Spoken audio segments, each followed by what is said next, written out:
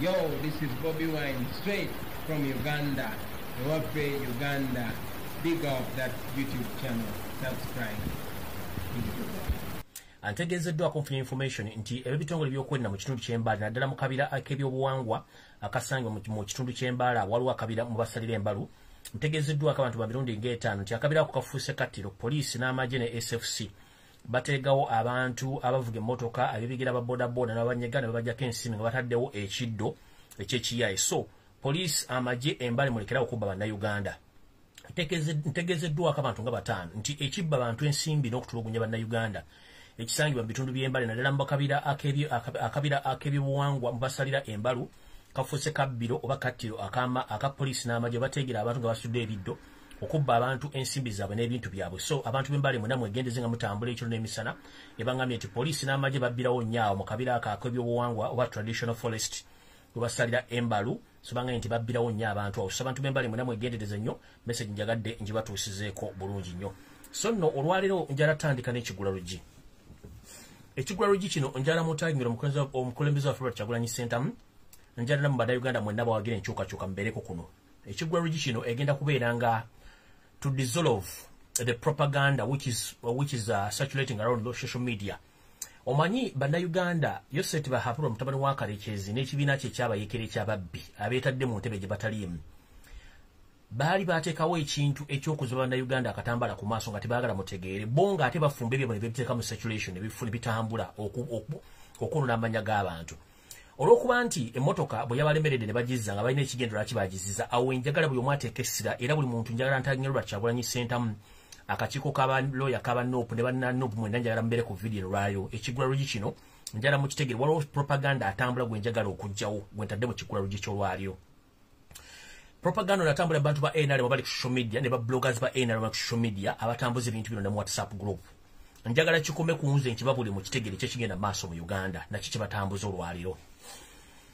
Ekisookeredda kiri bwe kiti. Waliwo kye propaganda ekitambula ngera kibasomera mu Luzungu nkibavunde mu Luganda mu kitegere bulungi nnyo. Naye nga njagala bagamba nti bino byonna ebitambula NRM bye badde esiba mu myaka gyonna ng'ebikola okwonoona erinnya ly'abantu. Olaba yayonoona omugenzi Idi Amin Dada nti yali musezi ng'ali abantu. Ekibozibozi ne kikula batuuka n'omuyeekera nga bakola ebintu by'ekisiru. Bino saagala bikole ku mukulembeze gwe tumanyi gwe twesiga atali anguzi ayagala enkyukakyuka kola bannayuganda saagala bakimukole. So nno abantu bano oluvannyuma nti emmotoka yabalemeredde bagizza ng'amaze oteeka bye bataddemu kubanga ngenda batwala mu sitole entuufu emmotoka lwaki bagitadde na biki bagitaddemu. Kivudde bagamba mutegeere Robert Kyagulanyi Ssentamu njala mutangira kuno Yoseri Tabasiro mutano wa Karekezi muhozi Kanyirupama nyini naye abeereko ne Past Pamene njagala ebeereko. Muntagingire kale Karekezi Kayihura muntagingire Sejjusa yeyita Sejjusa Smith Nyefunza nawe nzizo olwaliro. Njala tandika n'okuteekawo disclaimer y'emboozi eno NRM gyetambuza ng'ekola propaganda.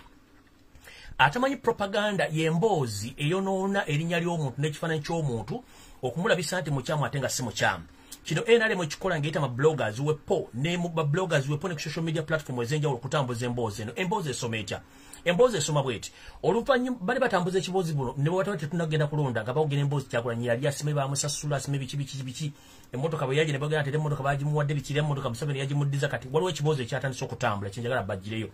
Eno bamuyita propaganda blackmail and diversion. Ayagala okendeeza amaanyi ga Kyagulanyi ku social media ne mu diaspora okumuggyako abantu abadde bakola ki basupportinga cause eno.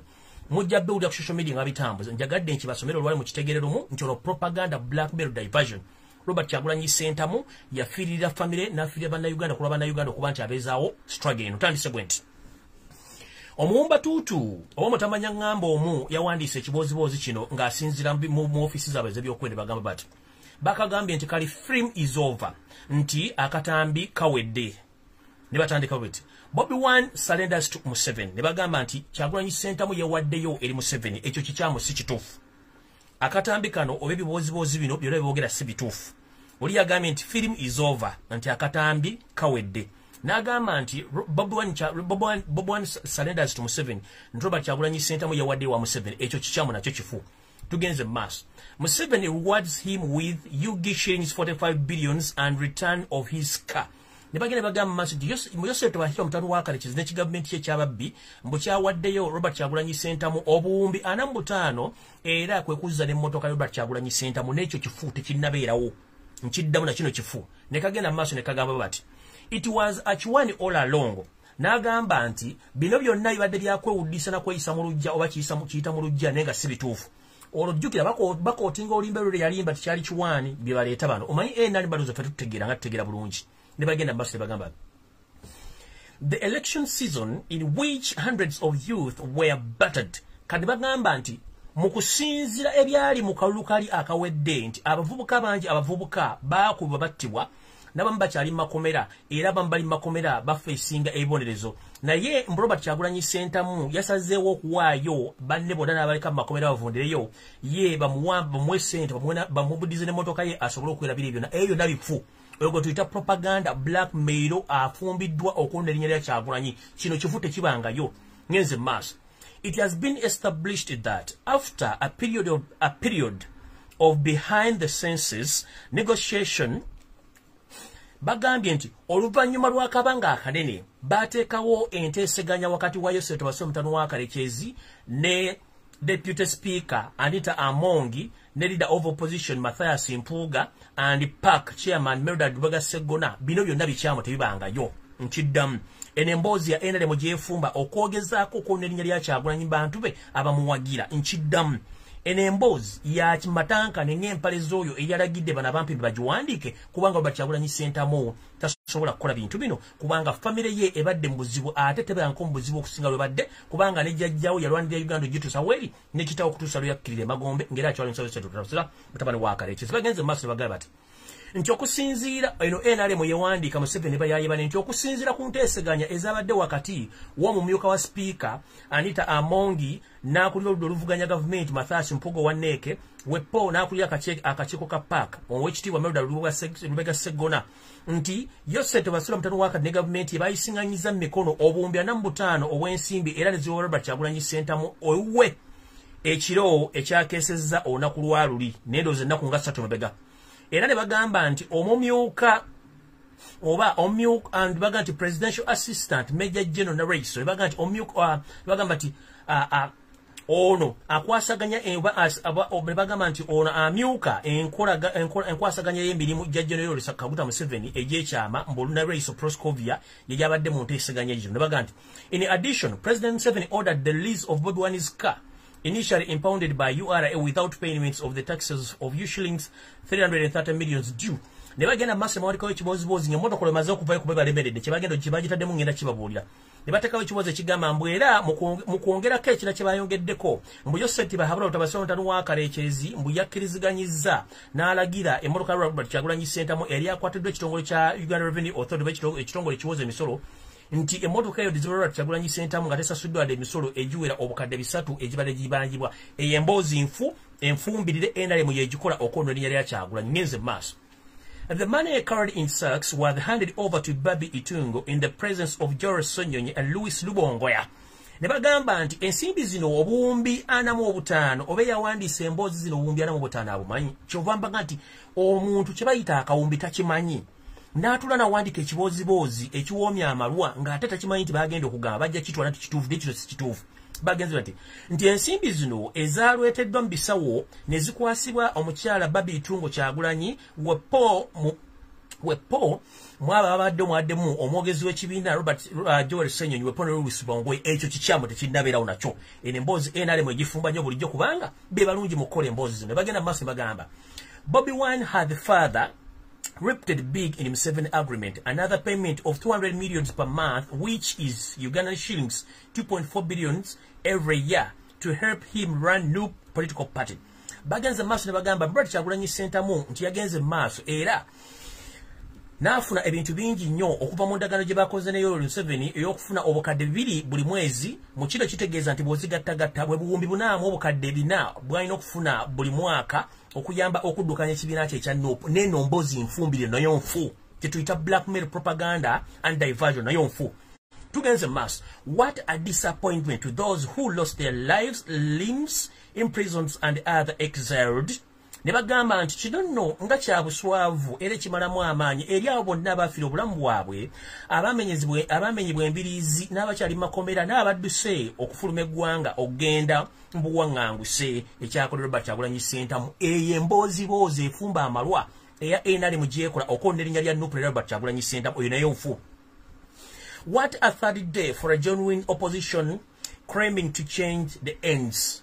Eyo embozi ya NRM na Museveni gyawandise ajiwe ba propagandalist be bonna ku social media era bagitambuze. Munono mwajide ne chinvinvi na mukaddaine embezi mulinganga emiti gya sabuni goba kyatambala emirundi atambula yogere bigabe bitategereka jobera nti bamusasula. Omwami ono avudde mu line walina okubeera naku zinayogera bigabe bitategereka naye nze nja mugamba ekigambo kimu. Nti mukulu okusinzira ku bintu by'emmayire by'empulya mu nkobo gwe nno nawe weetegereze nnyo era weekuume nnyo ku bintu by'oyogera olw'ensonga nti naawe akaseera katuuse wandibanga eyakwalula esiridde bigawo byogera empola kubanga ky'oyogera mu butambi kijja kuzanyibwa era kijja kubuuzibwa wakijja luddawo na biki byogera bituufu awo sijja kulwawo kati ngenze katambi akatuufu ekigula luggi kiwedde njagadde kujjawo emboozi efumbibwa mala ku social media gye bagenda otambuza abantu ba NRM to propaganda blackmail and diversion. Robert Kyagulanyi Ssentamu waali talina gy'alaga ye mukulembeze wa NUP ate ye yewangula obukulembeze bw'eggwanga mu bufunze ekigula luggi kiwedde kati video etandise. Video etandise etya. Lwe nakoma okujja wano nabagamba nti njogedde ebigambo bingi nnyo abantu abamu nga balowooza Lumbuye aliko olubaale oba aliko mpewozeewa oba aliko ki. Nengamba gamba nze bwe nfuna information ezijja nenjibawa ntambula nennyinda bisigale mulina okwerowooleza ng'abantu abakulu. Nazzi kuno nzize mbagamba nti abasajja bonna bava mu nsiko mu mwaka gwa 1996 ne bajja okuyingira eggwanga bonna bagwira tekuli era kijja ky'abajjajjaabe bonna bagwira bali mu nteekateeka namutayika etwala eggwanga lyaffe Uganda balyeddize baligatte ku nsi ezaabwe gye baava ne beerabira nti wano we bayisiwa bajja okusitama busitami okwota omuliro gunaggwako balina okuddayo. Mu bano nno mwe babadde n'omusajja eyeefuula mbu mugezi nnyo okusinga abantu abalala gwe bayita General Sejjusa oba eyakyusa erinnya lye kulija kuti neyefunza neyeefuula mbu ye Sejjusa. Lwe nakoma omwogerako nabagamba nti omwami ono akoze ebikolobero bingi byabadde yeefuula mbu amanyi nnyo nga tetamanyi. Mu mwaka era mu myaka nga bakawamba bwe bati jjukira nabagamba nti Yosef Tabasoma mutano wa Kale n'ekibiina kye ekya National Resistance Army si bawamba ekibuga Kampala basi bawamba Uganda. Abaana abaganda nga bayita mu kibiina kya UFM be bawamba ekibuga Kampala bawamba Uganda. Museveni abasalira amagezi beyongereyo bawamba ebitundu ebirala yasigala e Kampala kye yakola. Bw'amala okutuula obulungi mu Kampala nga bane bamaze okuwamba n'abalegira bagende mu mboka ga Uganda basobole okuba nti bafunze ebitundu byeyo kumbe tekaali akattiro akaali kasembayo ak'abaana bonna abaganda. Mu kino Sejjusa y'omu ku baali bakulembedde mission eno okufanjikanya abavubuka bano bagende mu mboka ga Uganda bagezeeko nnyo okugaziya obuwambe era kye baakola. Bwe baatuuka eyo olw'okuba nti General Sejjusa ali w'amaanyi nnyo mu biseera bye yakwata abavubuka 300 abaali bakubirwa 300 abavubuka bano abaali mu kibiina ekya UFM n'abakwata bonna n'abasanya abaganda era tebadda kwaboobwe abasobola okusimattuka bali mitala w'amayanja gye bakolera emirimu gyabwe mu buwaŋŋanguse. Oyo General David Sejjusa. Era ngenze maaso njagala balaga nti olwali ennaku z'omwezi ziri 9 omwezi ogw'omukaaga omwaka 2021 ntandise ne video entuufu n'amawulire amatuufu. Ennaku 2 babegana batereddeyo ekiwandiiko ekibalaga nti David Sejjusa bamulonze okubeera nti kati yakulira ebinja byonna ebikettera mu ggwanga weppone bweri w'eggwanga ng'agenda bifunaanyizibwako. Njala tegeeza ekereziya ewangala era neramula mu nsi yonna ey'abakatuliki nti nafunye oluvannyuma details eziraga nti okufa kwa Dr. Sepirian Kizito Lwanga Archbishop wa Kampala omukulu David Sinyefunza yenamu omukono eyakunamu omukono ebitundu 6 ku buli 100 era nga y'omu ku baateekateeka enfeeno okubanga details zitambula zivaayo. Tugenze mu maaso. David Sejjusa olwamaze okuba nti bamuwa omulimu guno yazzeyo nasinkana mukama we Yosef Tabasoma mutano wa Kale nga bassa okuva mu nsiko okuttebwa bannayuganda n'okubamalawo. Mujjukira omwami ono ye mutayagala nk'oggwanga lye bayita Baganda lwakuba nti beefuula nti baagala nnyo Abaganda ne bannayuganda naye tebabaagala ekigendera kye bekyalikira kuwamba nsi. Mu meeting gye baalimu ne Museveni mu State House e Nakasero yatandika ssaawa 8 ez'akawungeezi mpaka saa 10 ez'olweggulo. Enteekateeka ze baalimu era bakkiriziganya ebintu bino wammanga. Ono bamuwa enteekateeka ez'okutta buli muntu yenna ali ku lukalala lwe nali mbasomeddeko nti ali supposed okuttibwa olw'ensonga bategedde nti muhozi abirimu kati baagala kyusa mba wedde David Sejjusa Opo ne Kale Kalekyezi enteekateeka y'okutta bannayuganda bonna abadde balemeseddwa okuttibwa nga balowooza nti bo bakitalo nnyo bo tebalifa. David Sejjusa byamaze okukwasibwa tools oba ebyuma obikozesebwa mu kukola ensonga zino n'atandika okwogera amafuukule ng'alowooza nti yasinga okutegeera tetugenda mutegeera nga babaga nti ebiyita ekiro ne Kabaka yeetikka omwanya ono abadde akolera mu ebbanga lyonna nga mulowooza mbu tali mu system nga mwali yeevumya Museveni emisana kumbe ekiro basinkana ne bagenda maaso ne bakola emirimu gye gimu. David Sejjusa, Eri Tumwine, Kale Kalekyezi Kayihura, Muhoozi Kanyirugaba bebano abagenda okulidinga ekibinja ky'abantu ekigenda okukola enteekateeka ey'okutta omwana w'omuntu asangibwa mu ggwanga Uganda okusingira ddala wano mu Buganda kubanga mission bagimanyi bulungi nnyo ey'okumalawo abaganda mu Buganda obwabe n'obatwalako ettaka mbawulidde bulungi nnyo tugenze mu maaso. Era Sejjusa David ono yaweereddwa amaanyi amazibu ennyo ne munne kale Kyezikayihura ne mutabani w'omumpembe Muhoozi Kanyerupama baweereddwa amaanyi ag'okusigala nga bakolagana ebitongole byonna ebyokwerinda mu kuwamba n'okutta abaana abaganda ne bannayuganda abawambibwa singa bakola nti oli muvubuka osobola okuleeta ensasagge.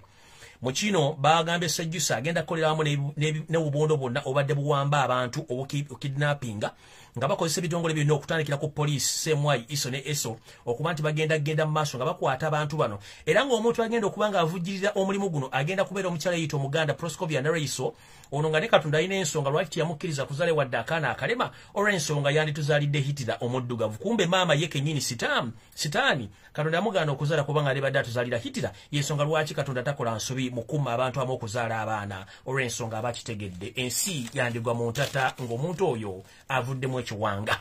Ngenze maaso kati njagala nga bwe nabadde mbagambye nti nyinza okulekerawo okubawa security alerts naye olw'okusaba okw'abangi n'okunyolwa abantu abangi kwe babaddeko bantegezeza munnange bw'onoolekerawo tuwa security alerts banditumalako abantu baffe ab'obuvunaanyizibwa nga tetutegedde lwaki ani abatta ate nga lulimi badde nsobola obbalabula ne basobola okuba nti at least embeera y'ebyokwenda bagitereezaamuko. N'olw'ensonga eyo nja kusooka obbategeeza bannange nti si kujeemera bannayuganda nammwe abampuliriza nzikiriza okusaba kwammwe era ngenda genda mu maaso n'okuba nti mbawa enteebereza y'ebyokwerinda mu ggwanga Uganda nabaki ababa basubinegeddwamu olukwe okusongeddwamu olugalo okuba nti bagenda kugibwawo era nga n'olwali okuzimu ku nsonga ezindeseeko okubabuulira ensonga zino ntandise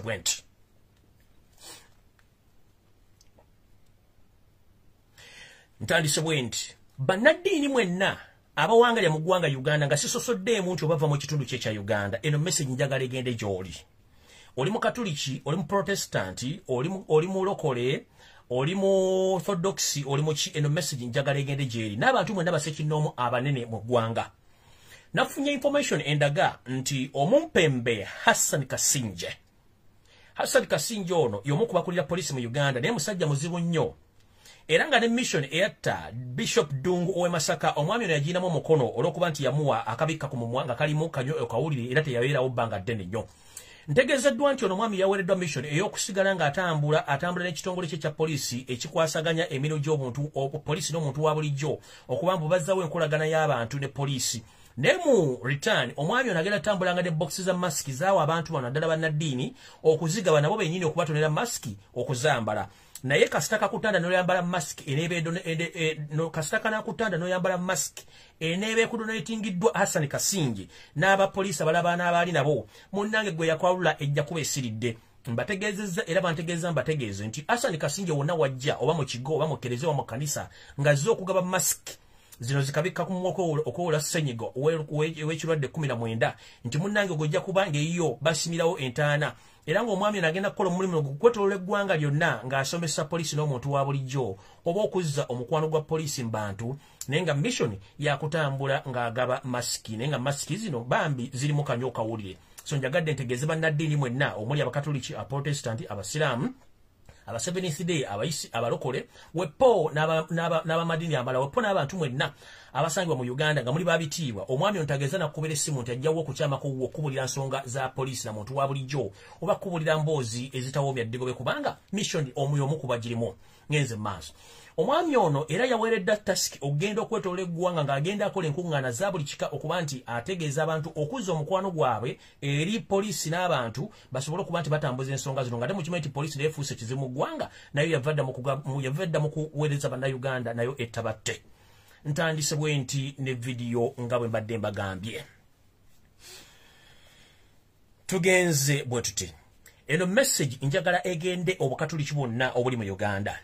Nategeezeddwako nti Museveni buli wamu yali yadeployingawo bambega nga ne mu kibuga Roma ewennyini ew'omukulembeze atwala eddiini y'Abakatoliki gwe bayita Popo mu kibuga Roma eno nayo yali yataddeyo dda omusajja w'embega ali mu kubrokinga information yonna eva mu Bukatoliki obw'e Uganda nti singa message eva e Uganda ng'erimu ebirumira nga byogera ku gavumenti y'Omumpembe Tabasala mutano wake nengeri gyayingiddemu okusanya Kereziya waliyo Omumpembe ono ategeeza Yosef Tabasala mutano wake zibani abali mabega okusindika information eno okugitwali wa papa era nagiblockinga mission eno netatuukirira bulungi era ng'omwami ono amaze ebbanga ddene nnyo ng'akola omulimu guno okuba nti ablockinga information yonna egenda maaso ogenda mu ggwanga erya Italy mu kibuga Roma ewasibuka eddiini y'Obukatuliki ng'omwami ono yennyini akikoledde ebbanga ddene nnyo. Omwami ono ava mu dayosisi y'e Masaka gy'akulidde era gy'akoledde emirimu gye gino. Omusumba ono oba gwe bayita Bwanika mwenna bamanyi Bwanika ng'oli Mukatuliki oweereza Obukatuliki ebbanga ddene bw'osanga omwami ono yeyita Bwanika musajja Munyarwanda ng'akulidde mu kiko mu dayosisi y'e Masaka. Omwami ono mbega wa Museveni yakulira mu dayosisi y'e Masaka naye nga mbega wa Museveni nga mubegera okuva mu Uganda okutuuka e Roma n'abulonga information yonna esobola okutuuka ku Papa n'Obukatuliki mu nsi yonna okubategeeza nti Museveni ali mu kusaanyawo Kereziya wepono gyokolamu ebintu ebikyamu. So njala tegeeza mwenda bafather n'abasisita bali mu Uganda buli mukyali mutegeeze bannammwe bw'omuwulira omwami gwe bayita Bwanika ng'ono yakulira mu dayosisi y'e Masaka ono mbega wa Museveni awedde emirimu afuna information okuva mu Makereziya gonna mu ggwanga ne mu state n'amala n'agizeewo Museveni n'amutegeeza baani abamuli empindi ku mabega oba baani abamuli empindi ku mabega era gwe tosobola kusukkawo bakkolako ng'obuyinza bulagira. Awo nawo nvuddebwo ngenze ku nsonga endala.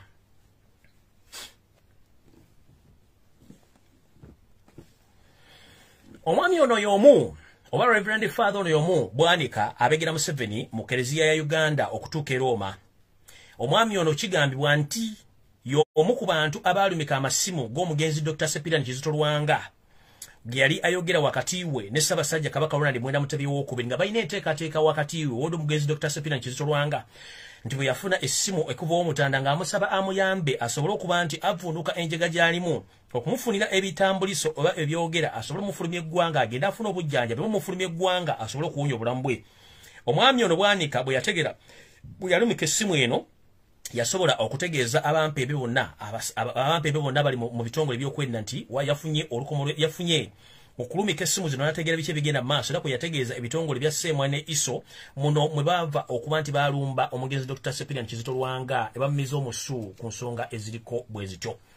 Kati tugenze ku security alerts ndyoke ku information endala. Security alerts ey'olwaleero nga mawulire gembawo olwaleero etambula bweti. Okuva lwe deployinze Omumpembe ono gwe bayita Sejjusa David oba Tinefunza omusajja Omunyarwanda eyefuna naye Munyankole. Ebintu bino wammanga bwe byapeninga temwewuunya lwaki bibaddewo. Eno message njagala egende eri ab'oludda oluvuganya mwenna nga mukimanyi nti bulina omutima ogulumirira eggwanga. Naddala ng'osupportinga ekibiina Nuupu nammwe abaasigalamu empeka emera ab'oludda oluvuganya naye kino tekibeeyuguza ttama nammwe kennyini abali mu kibiina ekya National Robbers Movement mulimu abamu empulunguse ze baagala okuggyawo ng'obudde tebunnaziba. Tutandise bweti. Eno message njagala egende eri ba MP bonna ab'ekibiina kya National Unity Platform n'abakulembeze bakansala mwenna abaalondebwa. Waliwo akatego ke bagenda obbakola kano kagenda baleka nga nenna bwe simufungize. Kansoke ensimbewo akati awo. Nzize mbagamba gavumenti y'Omumpembe gye muzanyisa temugimanyi. Ono asobola okwedisigayizinga n'ebeera mu kintu kye mutamanyi n'akola ky'amanyi ye ky'ayagala. Nkiddamu obutwa butambula era obutwa bungi. Mwannyinaze Shakira kansala mulwadde kirwa Ssennyiga 19. Shakira yaweebwa obutwa ne munne we bali baaweebwa obutwa. Najja mbagamba mulekerawo okulyankuzibwa, mulekerawo okunywa buli kifo musanze. Mubeereeko we mulina okubeera, mubeereeko ewaka ne mugaana. Bannange ekituufu kiri nti obutwa we buli butambula. Ne bannammwe bennyini basobola obbawo obutwa. Ne mbagamba soda gwe musaba ku mikolo temunywa mazzi munywe waka. Mwannyinaze Shakira oyo mumanyi bulungi nnyo. Yeeta Honorable Shakira. Munnange Ssennyiga 19 ya mutawaanya buno butwa. Eno message njagala egende mwenna gye muli. Batandise bwe bati. Eno message egende eri abakulembeze mwenna aba Nuupu.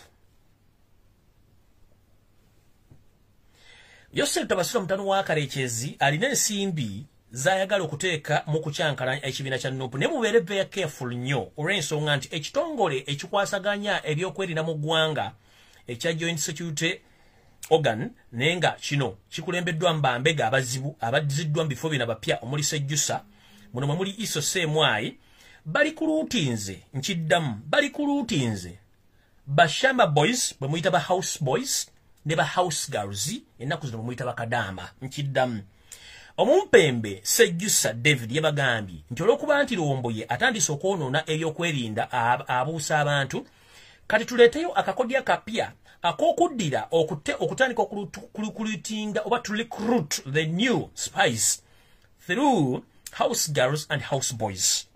Eno message njagala egende mwenna abaganda mwenna ne bannayuganda bannabyabufuzi abalina amakera balina akasente akasobola okufuna abakozi abalenzi n'ab'obuwala mu maka gammwe ekyo mu kikomero olwaleero omwana abanga si wa luganda lwo tomuli kuluutinga abantu bano bonna bogera bulungi nnyo ennimi eziri mu Uganda ne bonna banyalwanda bagenda okuluutinga mulimu ba house boys baba bashamba boys ne ba house girls. Eno system Sejjusa yagireeta era n'agitegeeza Museveni bagigula bulungi nnyo. So ng'oli mukulembeza wa NUP ng'olinamu kasente era ng'olina faamu yo oba olina amakaago weewale kye bayita okulikuluutinga ba house boys oba bashamba boys ne ba house girl. Akakodya akapya Sejjusa ke yaleese abavubuka bano ab'obuwale bagenda okuleeta bambega muli bashamba boys ne ba house girls abagenda okujja basaba emirimu era mugibowe bulungi nnyo oba ba gardeners abagenda okukola emirimu gy'okusaayo waka n'okulabira waka emirimu gino bagenda gikola naye nga bagikola on behalf of the government of Uganda to spy on you to the extent that soon or later you are going to be poisoned or to be blackmailed to the extent you are going to be arrested and you are going to be charged with the treasonous case and you are not going to be seen anywhere in this planet Earth. Okusinziira nga mission bw'eri. Kigambibwa nti Sejjusa bwe yamaze okuyingira mu system yategeeza mu 70 kati bambega afa basinga obungi bataddewo babategedde kye tulina okukola kati kwe kugeddayo kwe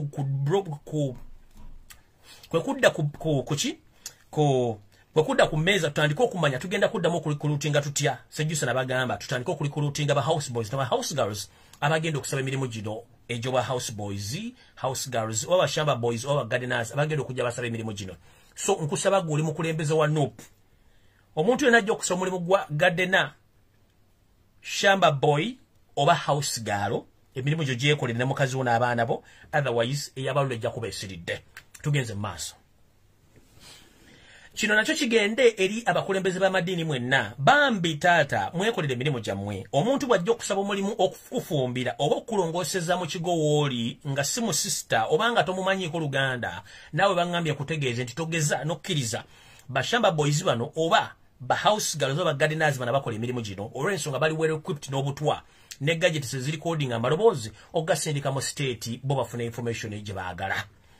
Abalenzi bano n'abawala baweebwa smartphones oba ne recording gadgets okuba nti basobola okufuna message ne information esindikwa mu bitongole muli iso ne seemwayo okuba nti babega bulungi nnyo musobola okubanga bategeera biki baagala okumanya.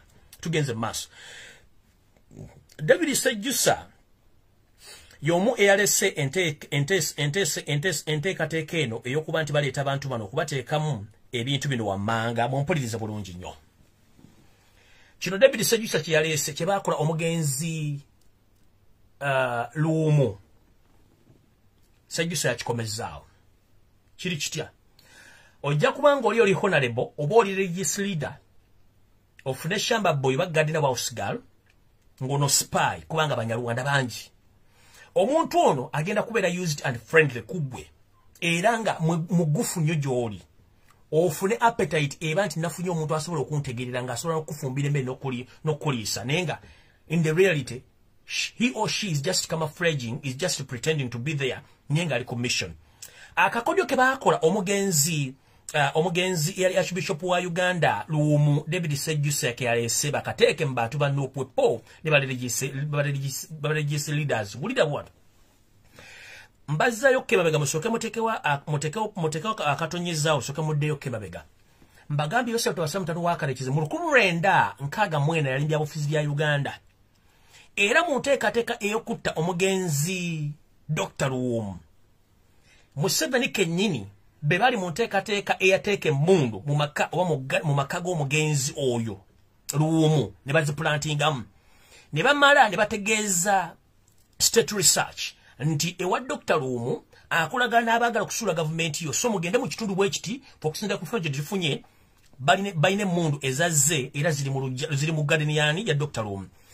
Era state research bwe yajja yasanga bulungi nnyo emmundu ezo mu compound ya Luumu teyakibuuka bamutirawo nenga ate kenyini ababega bebali mu mission eyo kati Sejjusa yagambye Museveni bwati bano bashamba boys oba gardeners ne ba house girls tugenda bakozesa nga bafunye emirimu bakulembeze ba Nuupu ne bannaddiini tubakozese okuba nti bali used ku bantu ababeesiga tebasobola no baleka ewaka then after tusindike abantu abanaasobola okubanga baleeta emmundu zino oba ebyambalo oba amasasi to be planting mu nyumba z'abano oba ku faamu z'abano oba mu maka g'abano to the extent nti ffe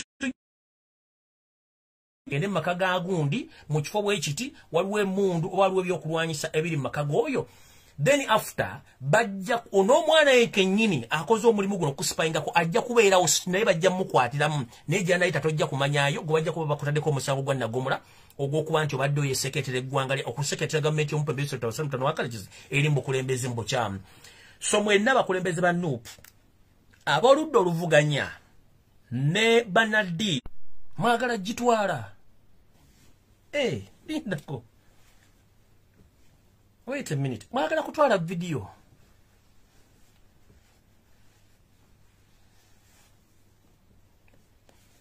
bwe mba byenjogera bya bulimba lwaki mwagala kutwala video bwe mbanga byenjogera bya bulimba lwaki mwagala kutwala video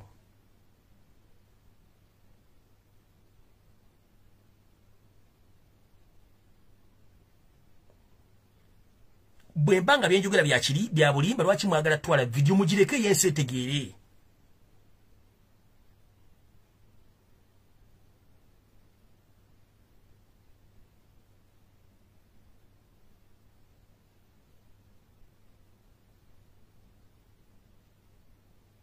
kangende maaso esi network bagala gikwatamu bagala gijjayo volume gone volume is gone. Mumbuli wa volume eri okay. Tugende maaso.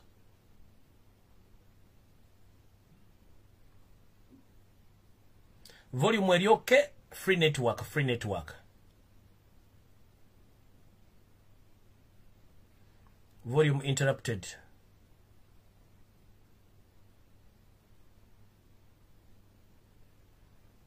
Akatambula kada chikasatu mukaga.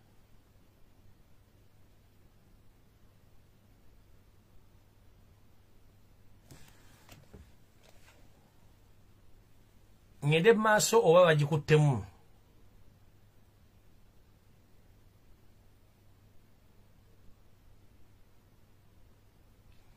kaje mugeza ngambye volume clear kali katutusituke kali totolonto kati bali mwagala jijjayo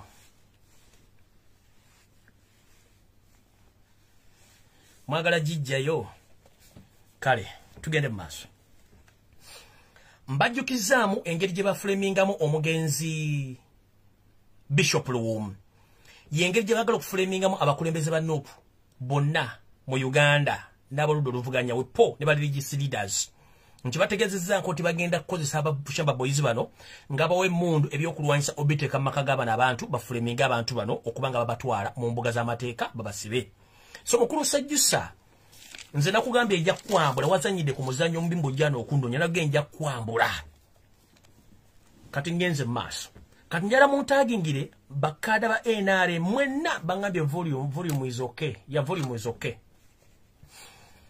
ngabe bagenti njagala boss chutalapsi kati ngenze ne kubano abayitibwa nti bantu ba NRM nenga ate bate bakimanyi nti Museveni abalimba ntandisibwe nti na kino njala kigende eri abantu ba NRM mubeere careful nnyo Museveni tabalimba nti Muhoozi Kanyarugaba ayina enteekateeka etta abantu abamu bayagala okutta ng'amanyi tebakyamukkiririzaamu olw'okuba nti bakimanyi nti musajja musiru muzibu olumu ng'amanyi n'oggunywa ne gumukka n'asobola n'okusala obwayi mu mpale oba ne akutandika n'okwekojjowera omusulo mu mpale tasobola bafuga era mu bantu abamugamba nti ebintu bye tukola bijja tuleetera obuzibu tetunda tugenda kuddukira tukaddiye mwe muli omusajja General Pecos Kuteesa mwe muli n'abantu abalala bazeyize bazibaga Museveni bano bonna Joseph Wasira mutano wa Karekezi abataddeko akazito Wachitiwa Gilbert mu Kenya be very careful General Pecos Kuteesa I don't know where you are right now be very careful tugenze maaso omukulu Sekikubo ow'emiyaga mukulu beera very careful nnyo omwami Sam Kuteesa akutaddeko olukongo ne First Family baagala kujja onebera careful nnyo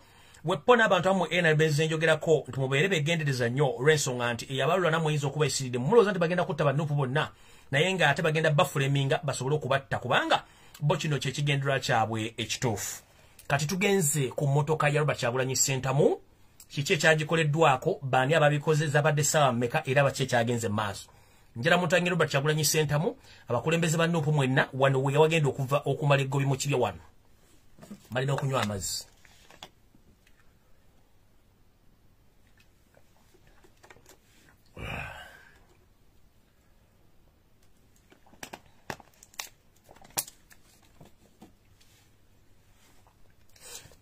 Aya bas. Tutandise. Kansubira nti omukulembeze kwali. Emmotoka y'omukulembeze Robert Kyagulanyi Ssentamu kyaddaaki yosetti bahabula otabani wa Kalekezi emmotoka yamulemeredde n'agita naye babadde n'ekigendero lwaki bagitadde. Tugenze mu maaso. Emmotoka yatereddwa naye emmotoka eno yatereddwamu ebintu ebizibu ennyo ebimu n'okulaba weppo n'okutegeera nti mwebiri. Njagala muntangire Muhoozi Kanyirugaba eyita Muhoozi Kanyirupama njagala abeere kuno. Era Muhoozi enteekateeka z'olina ez'okutta Robert Kyagulanyi Ssentamu oli sikiraasi yo. Reasoning capacity yo yatera tabbizi Robert Kyagulanyi Ssentamu. Musajja mulala nnyo tosobola mutegeera. Gwe ntegeerayo nzibu nnyo nfu nnyo. Kubanga ebintu byo byonna bifu. Kati nkutandiseko bwe nti. Oluvannyuma lw'okutegeera nti mugenda kugaana okukkiriza abasibe baffe okufuluma mwadde mulina okukola enteekateeka erobesa Robert Kyagulanyi Ssentamu n'abakulembeze bannuupu bonna mu ngeri etya. Mwakitegedde nti mwalookinze eggwanga ne muteekawo kafyu wa nnaku 42 ne muggala amakereziya ne muggala buli kimu kye mwagala ne muleeta akatabanko mu ggwanga. Kati ate nga mukimanyi nti abavubuka badde balina okujja mu kkooti babawe beyiro ne mugamba no katukubise ejjinja limu n'ebinyonyi bibiri emmotoka eno kirigite nga tumaze ogikolako emikolo Robert Kyagulanyi Ssentamu olw'essanyu agifune oba agiyingire awo tubale tumwagalira omufunira.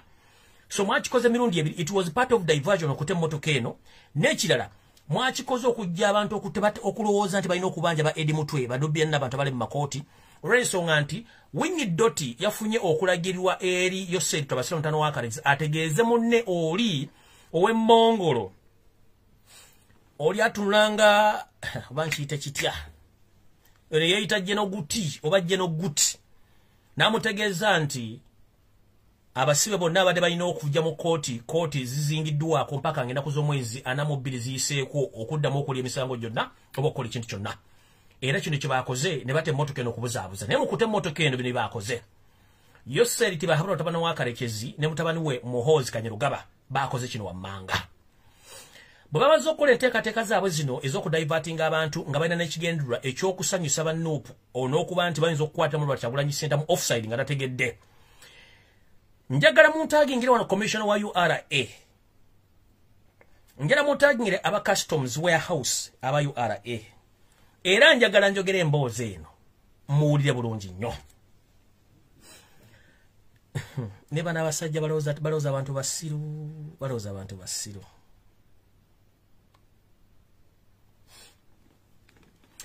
Ku kiro ekyakeesa ku Mande mumpulirize bulungi. Ku kiro ekyakeesa ku Mande ku ssaawa 2 ez'akawungeezi omumpembe Muhoozi Kanyirupama yajja mu warehouse ya Uganda Revenue Authority n'abalasha 3 ku ssaawa 2 ez'ekiro. Njagala mutaginga no Muhoozi. Muhoozi kwoli, Museveni kwoli, Janet kwoli ne babbi banno mwena kwemuli. Video mbale mwagala jijjayo naye kati kino njagala kibategeeza kino kye mwakoze mwadde mweyamanda mu mbogo. Ku Mande ku kiro eky'Emmande ku ssaawa 2 ez'akawungeezi Muhoozi Kanyirupama ne banna abalasha 3 bajja nabo mu warehouse eyo ne mumaliriza okuteeka bye mwateeka mu mmotoka Robert Kyagulanyi Ssentamu. Mwateekamu obutwa obutasobola kulabika oba okuwunyirizibwa oba okulabibwako bonna ne babutusa omuntu ne mbuteeka mu mmotoka eyo. Obutwa buno abalasha bano nga beegasseeko n'abanafukolya bakola obutwa buno mu factory eri mu State House e Nakasero. Mwakola ekintu kino okuva ku ssaawa 2 ez'akawungeezi n'abalasha 3 mpaka ku ssaawa 7 ez'ekiro nga kikeesa ku lunaku olwokubiri. Muhozi kusawa ngamaze okukola ebintu bino byonna. Muhozi wakubire Muhozi Kanyirupama wakubira commissioner wa URS n'omugamba akubire balo ya Robert Kyagulanyi Ssentamu bajje bakimbe motoka eno. Njagala okyewakane. Wayingira mu warehouse omwali motoka eno ku ssaawa 2 n'abalasha 3. Muddeeyo mulabe post Kanyirupama gye yakoze ng'ali n'abalasha mbamuyambako okutereza security mu ggwanga ne services babawa. Those are the Russians, if I'm not mistaken. Kubanga these people bakola ebintu waze tugenda kufuna information. Muddeeyo mwetegereze yabadde n'abalasha abo. Kino yakikola ku ssaawa 2 n'abalasha 3. Bakimala ssaawa 7 ogw'ekiro. Muhozi n'akubira commissioner wa UR enamugamba akubira balwa Kyagulanyi Ssentamu bajje bakime motoka eno. Ngenze maaso. Abagambe bajje bakime motoka eno kubanga bo tebakyalina mugaso gye bajagalamu naye nga te motoka eno bamaze ogiteekamu obutwa obutategereka. Wepo ne tracking and GPS tracking device ne gadgets esobola okuwuliza amaloboozi n'okukendeza speed singa bagadde okutagetingira abantu bagala okutagetingira nga bo bikino kyonna bakikoze. Bwe bamaze okukola omulimu guno ne basalawo bakubire balo ya Kyagulanyi bajje bakime motoka eno. Mu nsonga y'emu Commissioner bwe yakubidde balo ya Robert Kyagulanyi Ssentamu okujja okukima motoka eno. Balo ya Robert Kyagulanyi Ssentamu baaganye mu kusooka. Muhozi na instructing commissioner wa URA n'amugamba nti bwe baganye okukima motoka eno nga tebajja givuga kale bagambe bajje. Gwe nga gwe commissioner sacrificing yo omuntu omudriver ku badriver boyina bajje motoka eyo bagivuge bagitwala Robert Kyagulanyi Ssentamu. Era muganda nge driver yavuze motoka eyo Mukama akusaasire. Era ba sacrifices the driver ono najja n'atwala motoka eno n'agiparking agiparking simanyi yagijja gitwala gyabadde olwanda ko tulali gyatuuse. Kati abakulu bano okumanya basiru batole tole ku ssaawa 8:15 Muhozi yakkiriziganyizza era n'abasajja ba URA okukola ebintu ebyo byonna omulingo amaze okukola naye nga bakimete tujja tegeera bintu bino naye nga twamaze obitegeera bulungi nnyo bakoze mu motoka eno rejja kusaba Robert Kyagulanyi Ssentamu mukama wange emmotoka eyo funa bakafulu abagenda ogikebera sina kindi emmotoka eyo abantu mukubire kampuni eyagikola ebabuulire ani asobola okujja na supervising emmotoka eno biki ebyateereddwamu naye nkubudde ku biki ebyateereddwamu obutwa obutasobola kunoonyezebwa kulabibwa obuuma obukwata amaloboozi n'obuuma obutracking entambula y'omuntu nga bukozesa global position system kye tuyita GPS naye ng'obutwa buli mu mmotoka eyo nga babukola bubwo specifically era nga bw'onoogituulamu eyakwawula ojja kuba esiridde neza mutegedde bulungi Muhozi ebintu byakola. Kati eno message njagala egende eri bannupu MPs mwonna bannange ono si comedy. Eno message njagala njibasomere naye muyinza okuza nti comedy ne si comedy. Mwenna abakulembeze bannupu ba MOP abagenda otula mu parliament eddako ntegeezeddwako bwe kiba kisoboka bambi mutambule mugende mu parliament n'obutebe bwammwe buno obutebe bwe musobola okugula emitwalo 12 oba 15 mugendera mu parliament otherwise ntegeezeddwako nti entebe zonna ze mugenda otuulako mu parliament naddala mu abannupu specifically entebe zino sinnungamu gye muli nti era entebe zino zireeta zimaze okuteekebwako kanyo kawulire ngere munasuulirako ebbanga eriwere lya wiiki mujja tandika okufuna ebirwadde bitategerekeka kubanga zino entebe ziteereddwako obutwa naye ng'ali mu nteekateeka eno ey'okutta abantu bano bakulembeze ba NOP ntegeezeddwa okusinziira ku ddowuniza nti omukyala ali mu nteekateeka eno bamuyita Kasule Mumba era ng'amanyi bulungi nnyo obukodyo bwonna obukolebwa okuleetebwa entebe ezo ng'entebe zino ziri stationed era nga ziri planted okuba nti zigenda kuteekebwako abantu ba NOP kubanga bazituulako naye ng'entebe zino ziriko obutwa bulungi nnyo omukyala ono Lumumba akimanyi bulungi nnyo era nekyamweseza obutwa buno okukyamweseza obukulembeze buno kuba nti atandise okukola enteekateeka za Museveni zaayagala bulungi nnyo ez'okutunya n'okutta bannayuganda naddala bakulembeze ba NOP. So kijja kuba kakatako buli mukulembeze wa NOP yenna MP gula entebe ogende mu parliament tekimenya mateeka era bwe mumaze okusiteesa mu parliament fuluma n'entebe yo. Ekirala mwabalyankuzibwa nga mwagala bukyayi mu commissions mugenda ogendako abalyankuzibwa bayemere ku parliament mu munaamanya ne abanywa soda ku parliament mu munaamanya n'abayitibwa ku pate zitaggwa namwe nga buli bakulembeze bantu mmwe munaamanya akatwa gye kali ate bakagaba ku bwereere bajja kugamba nti kirwadde ssenyiga 19 kikikutte naye ng'owedde munnange ffe tujja kuzika tujja kubeera wano kugani munnange omuli mirembe.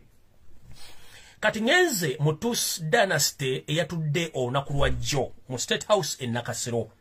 Nkiddamu ngenze ku Tus Dynasty meeting eyatudde mu State House e Nakasero oba gye bayita First Family eyatudde era nga n'abaagibaddemu ngenda babuulira wano wenjagala musimbe wonyesira.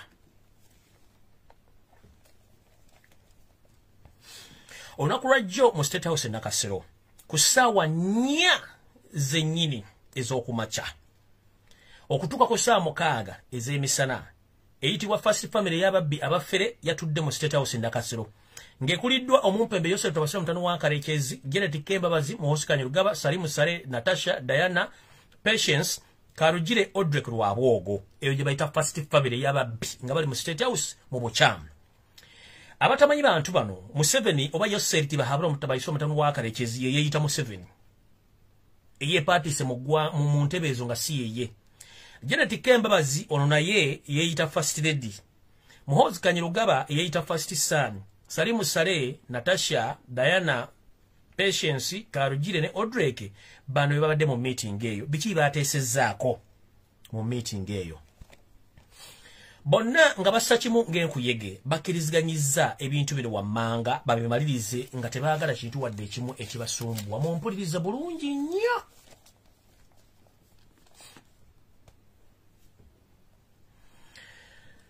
Famire eno ey'abatujju ekulembeddwamu the Chief Professor Assassin ne mukyala we Mama Assassin Janet Kembabazi bakkiriziganyiza to phase out or to wipe out the Baganda.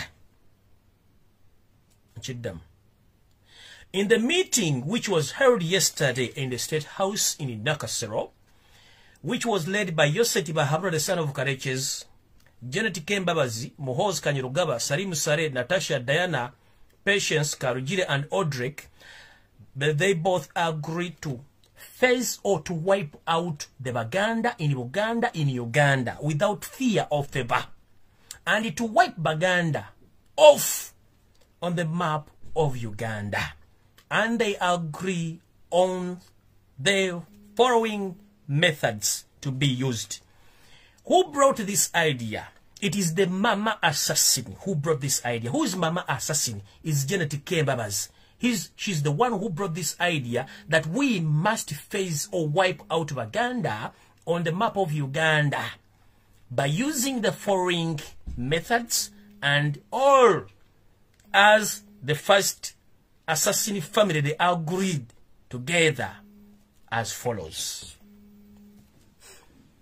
In the final phase out issue, we must first put in place the land bill, which exactly that Yosef Tibahabura, the son of Karekezi, in the bloody daylight today, he came out and mentioned it that the Maryland in Uganda is useless and we should abolish it so that the land belongs to the government. All along I've been informing the Baganda and the entire Ugandans that Museveni and his entire mafias, they are feeling very bad that the Baganda or the Ugandans, they have ownership on their land. So now Museveni and his family, they have a plan of phasing out the Baganda and grab away their land. Which means that whenever you are supporting Enda and we are supporting Noop, soon or later, the parliament, through Jacob Olanya and their mafias in the parliament, they are going to pass the land bill, which gives the mandate to the first family to take, to abolish all the land titles. That means the government is going to own the land in Uganda, so that all of us, we are going to be tenants. Ndoza mukitegedde bulungi. Monkola yemu. Omwami ono avuddeyo misana nga tewali amukase ng'asekereza ng'enkuba ng'asekaaseka ng'omusana ogwaka ng'enkuba yakamala okutonnya. Abamanyi ebifa mu nteebereza y'obudde waliwo akasana ke tuyita engonti ezaala. Enkuba akasana kasooka ne kaaka bwe kati. Ekire ne kikwata ekidedde ne kikwata omusana ne gwaka. Kati ne Yosef Tibahabura bwe yazze bw'ati kkolo ku Heroes Day n'agamba nti mwabagala ebintu by'ettaka mu Buganda simanyi ettaka lyonna ettaka lirina okugibwawo kubanga ettaka Abaganda mwepankapanka nnyo n'ettaka so tugenda kujja ebyapa tubijjewo tagalidde mu gavumenti. So eno first issue gye balinawo mu kino bagambye nti bagenda kukozesa bapapeti baabwe mu parliament okuyisa land bill basobola okuba nti batwala ettaka lino lyonna muno bagenda kukozesa ennamba zaabwe ez'abantu abali mu parliament okuba nti bayisa etteeka lino. Bakiriziganyiza n'ekirala nti bagenda kufazinga out olulimi Oluganda lwonna lugibwe nga tekyali dwogera nga ne bwakusanga oyogera Oluganda kigenda kubeera kizibu nnyo okuba nti ona kiyinza okuvunaanibwa okuba nti obunaanibwa okwogera olulimi Oluganda mu Uganda tubanga mission yaabwe bweri.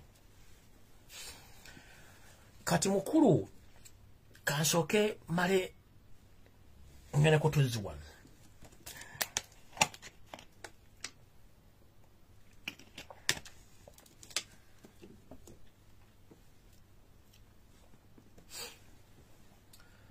Mukulu yose tobahabulwa ntabani wakalekezi kwegaggo bobeera awo n'omutwe gwo omwetolovu okukulinga ensujju zineze enkokoto ne mukazi we yakoma osinya tu ngere n'endowooza ya munguuba ne famire yammwe yonna etawera bantu 20 mwene mulowooza nti bannayuganda mugenda bateka mu kitolyo mu batwaleko ettaka lyabwe.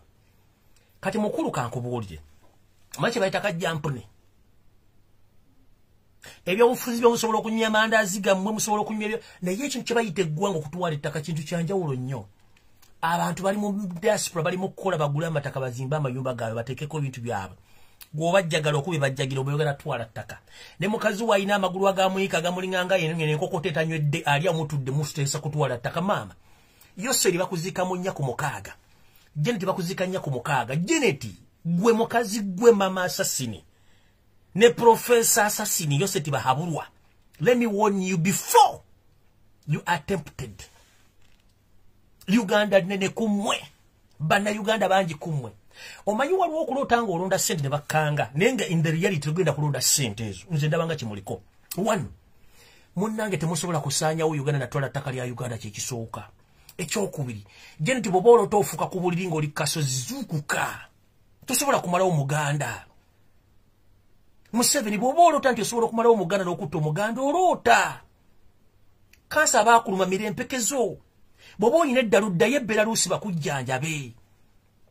Muhoozi wakatandika okwavula oyagala kudduka kuyisa muzikiti. Omuzikiti gwakusooka mu bulamu bw'ensi oyagala kujja omuzikiti. Mu kafamire kammwe ak'abantu abatategera bawumba tuutu njagala bagamba ekigambo kye kimu. Ekizibu kye mulina mulooleza nnyo kumpi. You have the low thinking capacity whereby you discuss things on paper and you think things are going to be easy. There are some times when force doesn't work. You understand? So for you, you think that having guns and having the entire parliament on your side, that you are going to enforce the entire parliament or the entire Ugandans to wipe out them of their land. Bambi musaga. Musaga. Entalo ezirwanyisibwe entwalo z'Abapalestine n'Abayisirayiri ziva ku ki? Sittaka. Omuganda gweyagala okujja ku ttaka lyo litwale. Omuganda yakuleeta wooli. Omunyolo gweyagala okujja ku ttaka lyo okuba kuliko amafuta. Omunyolo yakulwanda okuleeta awo. Omutolo gweyagala okujja ku ttaka lyo omutolo yakubeezezaawo awo. Omwana wa Nnambi gweyagala okutwala obuwanga bw'ennono bitwale. Yakubeezezaawo awo. Kati njala tumira kuba NRM mwenna abaliyo nga buli omu alina ettaka lye. Mubye lingi nnyo bwe bajjayo byapa mujja kukwata mu China land ownership kitegeeza ki buli omu ojja kuba nti olina okugumya munno nga bwe kiri naye mukulu kankutegeeze ebintu biri byotasobola kuwangula mu nsi muno. 1 olutalo lw'eddiini n'olutalo lw'ettaka.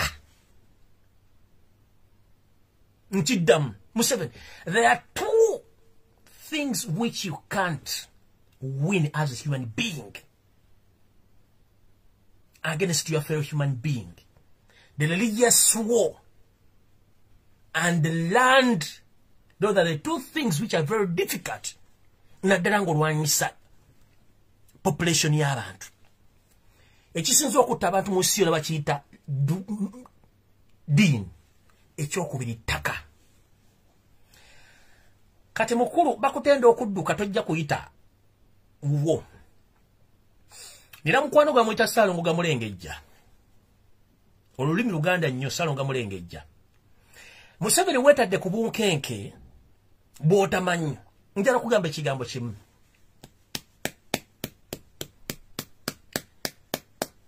Akasenke kakulema okumaanyi okukamala ebyoya ate yojja wekaniikiriza mbalete n'eŋŋaŋa.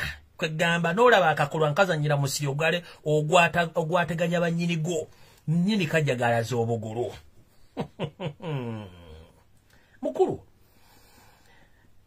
Nsuubira oba okoye okubeera mu Uganda ennaku zino ezisigadde mu bulamu bwo nga tonnava ne mutabani waakooye. Ebintu bibiri eddiini n'ettaka ebintu bibiri bizibu nnyo. Kwegamba n'otunuulira akakolwa nga kazannyira mu musiri ogwateganya nnyinigo. Nnyini kajjagalaza obugulu. Nti akasanke kakulema okumaanya okukamala ebyoya.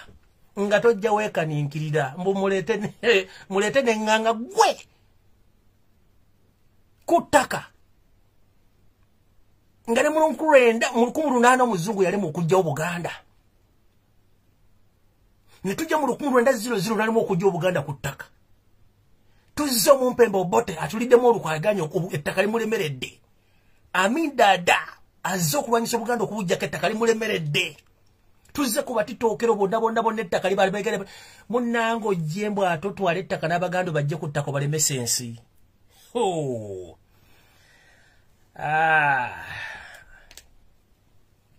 Mukuru omunyankole n'agira ngo twale mana wakichenga wakikunda ebintu ebi eddiini n'ettaka fulukutu za misota zigenda na miggomeka Kayense Kabaka Kayemba Nantabuuliro yasaabalira mu Lyagumba. Mukulu simanyi lwaki mwe mutula mu nnyumba za bwe mutula mu gye musitamireyo ne musitamira ne mutandika okulowooza nti mwe musinga okutegeera ebintu bibiri eddiini n'ettaka ebi binoonyerezeeko nga tonna Windows mwe mwetaaga window update ate mwetaaga Windows 12 according to my assessment and my research you need Windows 12 to upgrade your thinking capacity.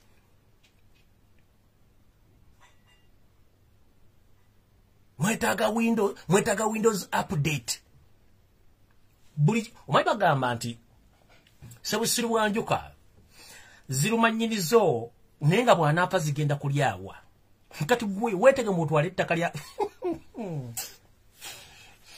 ati mwatunyalira mbwenu mwatunyalira but one way or the other we shall meet and we shall know who is who.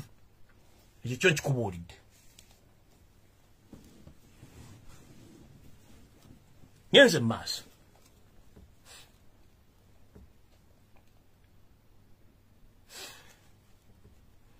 Mwagenze mu meeting yammwe yennyini ne mugamba nti Abaganda bonna already abali mu makomera abali mu self houses oba torture chambers wepo ne mu bifo ebitategerekeka watodde message n'ogiwa batamanya ngamba bo bamalizibwe balime kudda nga balamu. Eno e first family meeting gye batudde mu lunaku lw'eggulo. You all agree that all Baganda who are still in torture chambers, prisons, and in unknown destination or places, they shouldn't come out when they are still alive. They must be finished. Baganda. Nyenze maso. Era mwagenze ne mukkiriziganya mwenna abalina Windows muyina 0.5 GB RAM ne mugamba nti the so-called rich Baganda who still have some little money in Uganda, all eyes are on them. So this message goes to all my little brothers and sisters, most especially the Baganda, who are still transacting businesses in Uganda, and you have some little money with you. Please be very careful. The first family, they agree that all Baganda who are still have money, and they are still doing businesses in Uganda, they must be eliminated slowly, one by one, so that they all get wiped out of business, so that they can implement their mission of taking each and everything as they plan. Remember, in the voice note of their first son, the son-in-law, Audrey Kurawogo, he mentioned such statements. So, don't be worried and don't be fooled that such statements are still available in such meetings, because they all sit together and they agree how to treat and how to finish Baganda. They went on and said that we have been having a problem with their Centenary Bank, Uganda. That, as we know, that Centenary Bank, it had been a resistant bank all along. They had been managed by the Baganda Catholic Church.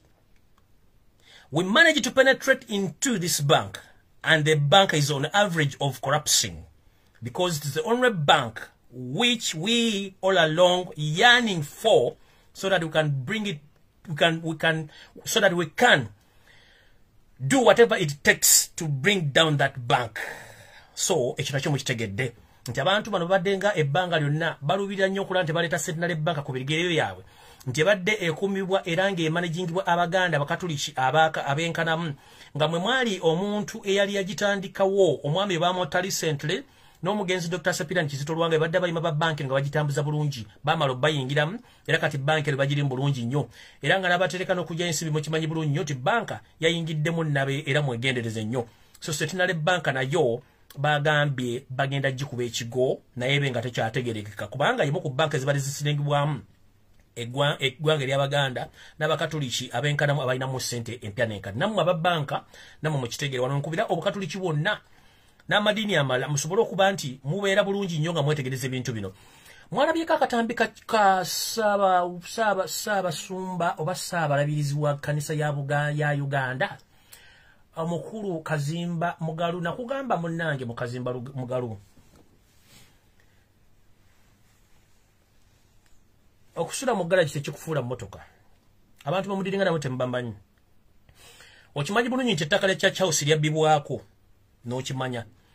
Obadde tokimanyi nti Equity Bank ya Janet na First Family, obadde tokimanyi? Obadde tokimanyi? Obadde tokimanyi nti Equity ya Janet ne First Family bananyini bank eyo babanja? Kati nkubuulira ku bwavu buno buliwo. Kiyinza babeerera ekizibu ennyo okununula bank eyo n'ettaka lyayo, kubanga where it is a strategic area. Museveni wasinga okwagala waliranye Bank of Uganda akabozi 2 n'ekibuga wakati. Kati okujonga mukugenze mungenze tabo wasene musasule ebbanja eri. Ne Equity gyemmanyi nga Janet yagikulira ne banne. Bwe muterwane ko bank egenze. Museveni yasinga okukola byasinga okumanya. Babuze bafuge obatwale maaso. Message eddako. Bano bakkiriziganyiza lumu nga nkuyege nti akakodyo kaabwe ke baakola mu kutambuza emmere COVID nga yakatandika, ebintu baateeka mu mmere eyo, eddagala lye bakakozesaako okukuba abantu, n'enteekateeka ey'okutambuza akanyo kawulire mu ngeri esoboka, nga bakozesa restaurant, amabaala n'ebifo ebisanyukibwamu awamu. Sofa esystem gye bakakola egenda bakolera. Kino nkibaddira bulungi nnyo. Abantu abagenda osinga okufa mweno period ey'emyezi 6 mpaka mu January, 90% bagenda kubeera Baganda, kubanga bakola enteekateeka gye bali. Kino kye mulaba ekitambula mu simanyi ssenyiga 19. Wow, it's just 10%, but 80% system bagikola dda. Nze kati gana mawulire gemba mbawako just ndowooza 30%, but 70% amawulire agatafuluma, agatambulira underground commission ez'okusanya bannayuganda mangi nnyo. Kati mukitegere nti mbagambye okuva mu katundu kano abaana bangi bagenda kufa, abakazi bagenda kufa, abantu bagenda kufa, naye nga tebafa kiri kijja kuttako 10%, but 80% ku 90 bagenda kuba bafa katwa. Nga bakatabulira mbaki wano mu mwana wa Nambi. Naye kino tekyeyibaza Abanyolo, kino kyekyeyibaza Abanyankola bakyalimu empeka emera, tekyeyibaza Abatoolo, Abasoga, Wepo n'abantu b'omu mambuka ga Uganda nzijaabo. Kubanga bakimanyi bulungi nnyo nti bagezaako nnyo okuzimba ekisenge wakati waabwe Abanyankole, Abanyarwanda bali mu ggwanga baali wamba, n'abantu b'omu mambuka era bagambye nti bwobanga wazzeewo enteekateeka ey'okukyusa obukulembeze mu ngeri enkyamu tebasobola kukkiriza kuwa muganda buyinza lwaki babuzayo mambuka. Yensonga lwaki bakoze structure okuva kwa ggulu okutuuka wansi batandika okuteeka abantu baba nabo mu north. Naye kino babataddeko bbula oba bataddeko akatambaala ku maaso. Munda eno babaterayo Jerusalem Sarakwanda naho George gyali ali mu kugula ttaka na nsimbi n'okusenda abantu ku mataka. Mu kino okukwata ensonga zino bagenda kozesa omumpembe gwe bayita Jessica Alupo gwe bayitadde was vice president. Bagenda kozesa omumpembe Jacob Oranya. Bagenda kozesa Winnie Doti, Mike Mukula ne Samu Engora okutwala ettaka ly'abantu bonna omumambuka ga Uganda. Kino kitegeeza ki nti oli omwami aliyo Salimu Sale ali mu kusiga nsigo. Bano bagenda bakozesa okutwala ebintu by'abantu bo mu Northern Uganda omuli amataka ebyobugagga byabwe na buli kimu bakitwale. Guweebuze nsibamba boza ba Northerners. Salimu Sale azaliwa mu North. No. Lwaki abanodhana abali bekwatidde wamu ng'abantu? Lwaki omuntu atabazaalibwamu agenze kula yoki? That is a big question. You must ask those questions and get answers before it's too late. So my brothers and sisters who are coming from Northern Uganda, please be very careful. There is a mission of grabbing all your land and eliminating some of your prominent leaders. Most especially those politicians who doesn't agree with Joseph Transfer, the son of Kariches. Be very careful. This well-planned camouflage of giving you the high positions in the government is just to blindfold you that you be happy. You think that Museveni loves you. But behind the curtains, they have their missions of taking the entire land of the northern part of Uganda. So, giving you Jessica Rupo, giving you Oranya, giving you Nyedoti, giving you Peter Okech, giving you Samuel Ngora, and giving other position and what, and this is Anita Among. It's just to blindfold you that is people they like, but they don't love you. Behind the curtains, they have the mission. Their agent is Salimu Sare, who's already in northern Uganda, making grassroots work. That's exactly what they did in Luweero. It's exactly what is taking place in northern Uganda. So, blindfolding you, giving you high position in government that you so that you can be very happy, but you don't know what is taking place in your region. It's going to be late for you to come out to cry when we've already given you the information that these people, they are planning to grab your land. Make sure that you wake up before it's too late. They did the same to Baganda. Right now, they are doing the same. They are doing the same thing to you. Remember, when these people they came out of Bush in 1986, they did the same. The vice president used to be Muganda. The prime minister used to be Muganda. And all the big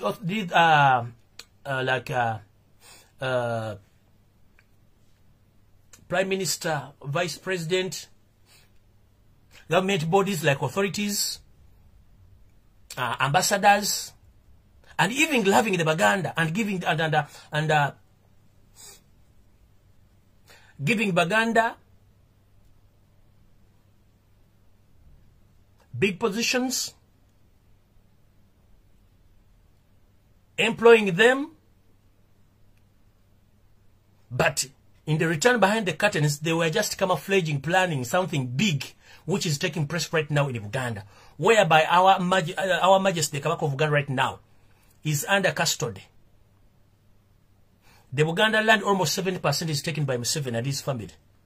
Now he's planning to grab to pass the land bill in parliament so that they remove the land ownership in Uganda, whereby you might be having a land title, but it's going to be useless sooner or later. The same thing now, they're doing it right now to all northerners. They have already given you big position in the government, but behind the curtains, Salim Sare is doing the grass work, planning something unusual in the northern Uganda. So please, be very careful, the northerners, because land grabbing is still at large in your area. Wanono wenjagala otegeeza bana Uganda mwenna naddala abali e Bulaya n'abali waka mwegendereze nnyo ku nsonga ezigenda maaso mu Uganda. Ekyo omusajja abantu be yalonze sigenda boogerako. Jjukira nabagamba nti agenda kulonda cabinet ng'esesa, ekyo nakibagambirawo first time bagenda kulonda cabinet ng'esesa. Naye nze njagala bagamba nti ebintu ebigenda maaso mu Uganda mubyetegereze nnyo kubanga bingi nnyo. Njagala kubagamba waliwo kye njagala obagamba.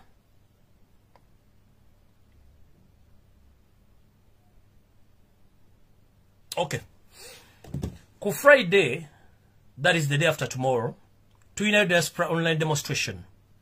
Ngenda basa bana Uganda mwena bali mu diaspora n'abali waka, please mugule MBs, mubere part of that demonstration.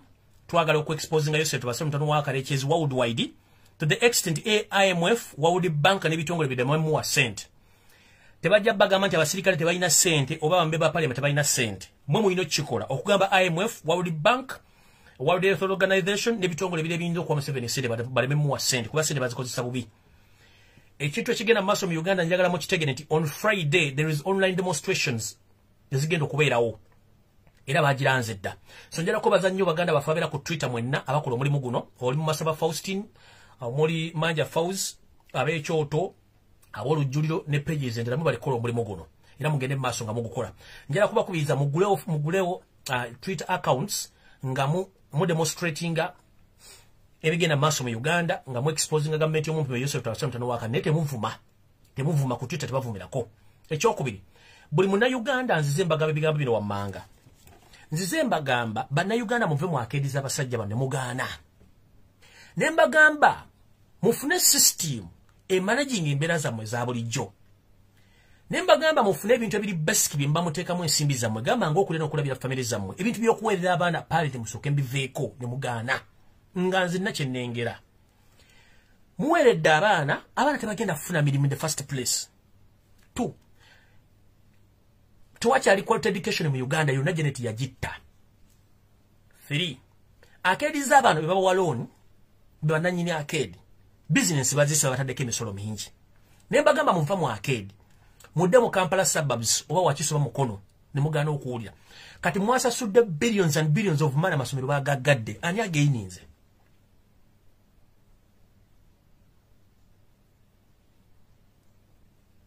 Ntera bagamba nti wandikola ekintu okulumya gunoowuzika ng'oyambe muyambe ekkiriza. Muzijemba kati basajja bantu tebaasoma nga beefuula abaasoma nga mugamba nsaaga. Omusajja yavudde n'agamba nti Uganda tuli bubi era tudugadde eggwanga kiki ekivuddemu. Nabagamba the moment you come out publicly and you announce that you are looking a country and you have announced to the world that you have coronavirus in your country, some countries are going to ban some of your services. It has appeared today right now. All our brothers and sisters who have been working in Arab Emirates, United Arab Emirates, have been blocked from getting out of Arab Emirates and coming back in Arab Emirates, starting on Friday. Ekyo bakigaddewo.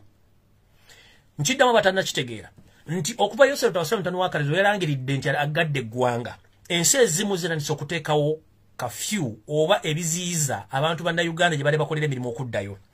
We twogerera eggwanga lya United Arab Emirates litegeezezza nti Uganda ng'ensi bannansi baayo abadde balina okuva e Uganda oba okugenda mu ggwanga eryo okutandika n'olwokutaano olunaku olukoosenkya tebagenda kukkiriza kuddamu kuyingira ggwanga eryo mpaka nga waliwo ekintu kyonna ekibategeezeddwa ebagaddeyo. Olina ensi nga 80% abavubuka bali mu 18 okuma ku myaka 3 balina mirimu bali jobless. Bagezaako nnyo ofuna opportunity egende bulayo okukola emirimu. Otandise kuva eri okalula amaaso oyogera ebigambo bitakwatagana kubanga wayiika Windows eggadde ng'oligadde. Mu kuliggala ensi zigambye nti bwe muba mulina ekirwadde ekyo temujja bataddeyo biziyiza abaana b'eggwanga baziyiza teri nsimbi. Kitegeeza buli Uganda era abadde agenda okugendayo ate si ye yokka. Ensi endala zigenda gaana ku bantu okuva mu Uganda okugenda mu nsi endala n'ava mu nsi endala okugenda okuyingira Uganda. Kitegeeza Museveni in simple mathematics. Where did you start, gentlemen? You lock the nation? You don't have cash at hand? The only thing which you have been getting money from is tourism. Now all tourists are blocked. They're not going to enter Uganda. Ogenda kujja wase. Blaine is a monk. Kwega notunulira akakolwanga kazanyira musiro gwateganya banyini go. Teri muntu asobola kujja mu Uganda eyo kati. Teri asobola kujjayo. Teri muntu asobola kujja. Abazungu obegobedde. Tebagenda kujja. Teri tourist agenda kujja wa mulambuzi agenda kujja. Teri ne babanga mu nsi nga ayagala kujja tasobola kujja kubanga kyamanyite eggwanga liri disorganized buli kimu. We are already in political turmoil.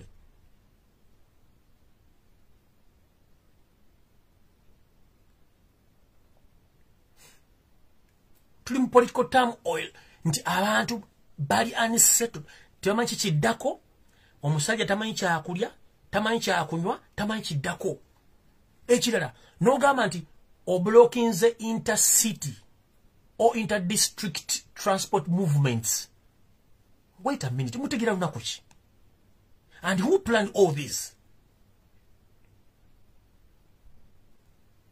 Tokiza muntu ava Kampala genda Ntebe, tokiza muntu ava Kampala genda Mukono, tokiza muntu ava Kampala genda Wakiso, Wakiso tagenda mu Mpigi, Mpigi tagenda Luweero.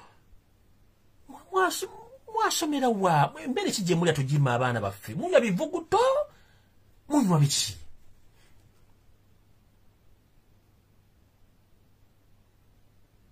Katika mbuze ekibuuzo kimu.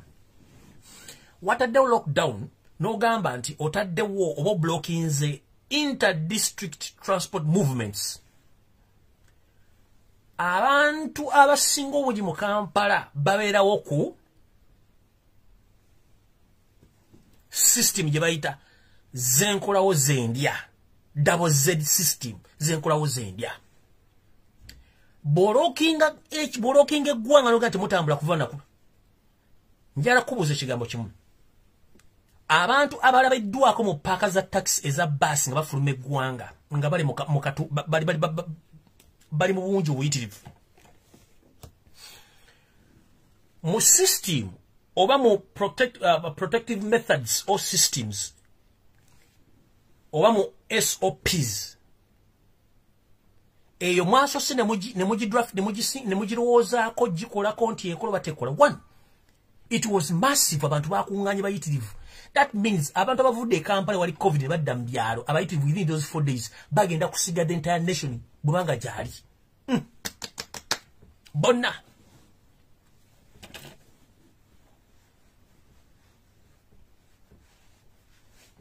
nchidam okujonga taliyo tosobola kungamba nti wakkiriza abantu bava mu Kampala bagende mbyalo bonna ngate okimanyi bulalo gadde mu Kampala kati almost njala kuga nti akadde k'abantu kasaasaanye. Are you preventing senyiga 19 or you are promoting senyiga 19?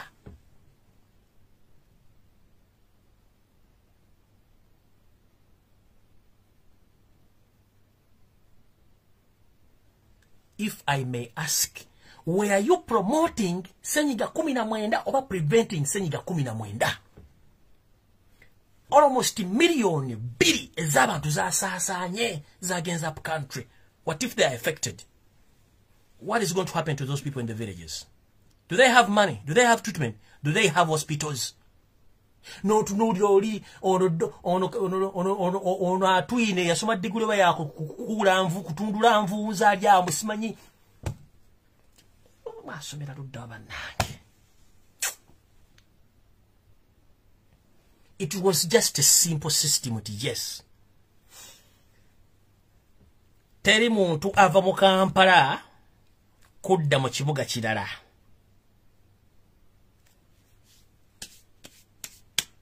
Nti ekitundu ekiri gazetted nti ekyo mukimanyi kijjuddemu teri muntu avaamu. Muyingize mbasawo nakebera abantu nakubawa ddagala nakuteekamu bintu byetaagisibwa. Ne kati mwatadde abantu bakyagenda n'ekyo bakyagenda bagenda tambuza obulwadde. Ekyo nga nkimaze mwanti mwasoma eddagala. Mwasoma eddagala. Mwayika Windows kubanga temumanyi.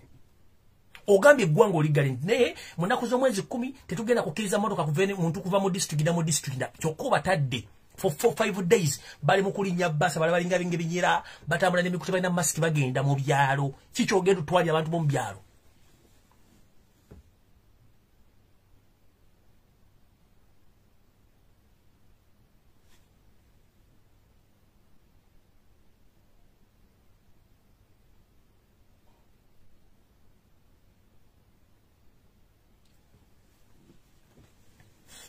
Ngamaliriza. Eno message njagala egende bana Uganda mwenna tebabalimba nti mu Uganda mulimu abayekera abatta abantu. Government y'omumpembe yose tubasira mutano wakati ebadde etta abantu okuva mu 1964 mpaka n'olwaliro ekyatta. Era bana basajja beekuba endobo ne baloza mutetutegeera. diversion ezibakola okwogeza abapoliisi n'okukola ebintu ebyekisiru nga tusobola kwatalayizinga bintu bino tusobola obyanaliza nga tutegeeza ensi kyekituufu ekiriwo. Jeno Katumba Wamala muganda wange njala kutegeeza ekigambo kino nakuwa amagezi drone zigampa goba okola naye simanyi lwaki tonnakola decision. Mission y'abana abasajja baswadde but for the first time ba missing the target naye nga ate buli kimu wakitegedde. Jeno Katumba Wamala muganda wange nze wankubadde obadde okola obuvuyo bungi nnyo weerabidde baganda bo naye obulamu kintu kikulu nnyo ate omuntu obeera mu kaseera akazibu omusaasira. Muganda wange stories zonna oziwulira ku TV oziwulira ne bakubira amasimu oziwulira. Museveni ne mutabani we Muhoozi ne Odrek Lwaboge bali bagala okutta era nege bakwenda ku kyenda noza wazitegedde. Ekyokubiri ntegezeddwako ku drone yemwe ngambye nti ddayo wetegereze obwongo bw'emabega akavuyo akaliwo wakati wa bode yakutwala n'omulala yavaayo okwogera ebigambo ebyo ekyo kimalo kiteeke wali gye bakutwala okufuna first aid abasawo abakusookerako bamanyi who were they. Drone engambye nkubuuze abasawo abakusookerako kuwa first aid who were they baani wali wamanyi.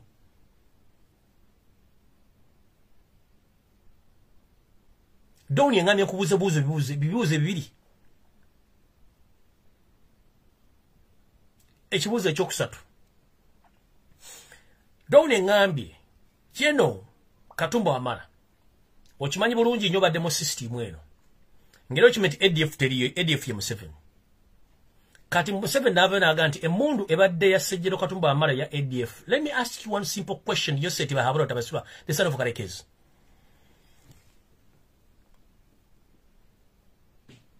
mu forensic system of investigating or investigations ate muleme kusiruwaliza abantu ne polisi muleme kusiruwaza abantu. Tosobola kuŋŋamba nti emundu eyatta Kigundu ADF yagikozesa Meja Kigundu eyatta abiriga ya ADF yatmutta eyatta Kaweesi ya ADF eyatta Mwoyo w'Eggwanga Kirumira ya ADF mundu yemu. Ngera kubuuza mwagambye public nti emundu eno eyaddese Katumba Wamala it's the same gun. But let me ask you one question. Bwe batta omugenzi abiriga emundu yafulumya amasasi agasukka 20. The same gun bwe batta Kirumira yafulumya amasasi agasukka 20. The same gun eyatta omugenzi Philips Kaweesi yasussa amasasi 20 agamutta. The same gun eyazza okuba Katumba Wamala yakubye amasasi 50 mwana. Emundu eyo emu erimu amasasi ameka?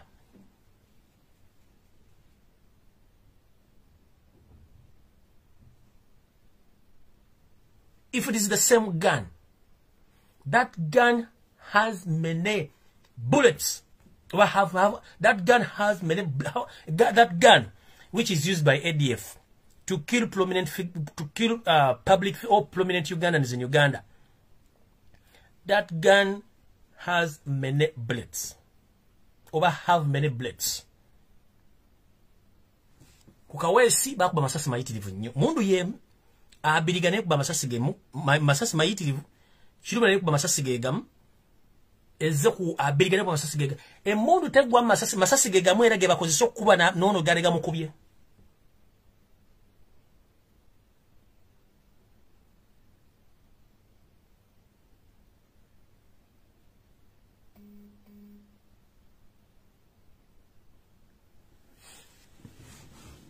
Mbuuza bana Uganda namwe mwewulirireko. Emundu yemwe ye DF the same gun. Yatta Kirumira, yatta Kaweesi, yatta Abiriga, yatta ne Meja Kigundu. Kati nenga buli mumba mukuba masasi agasukka mulimu. Tumanyi emundu wano, emundu ya bulijjo erimu amasasi agatawera nduzi tegawera na 50. Kati emundu eyo eyina amasasi nga gali generated okuba nti amasasi gakuba abantu abo teggwa amasasi.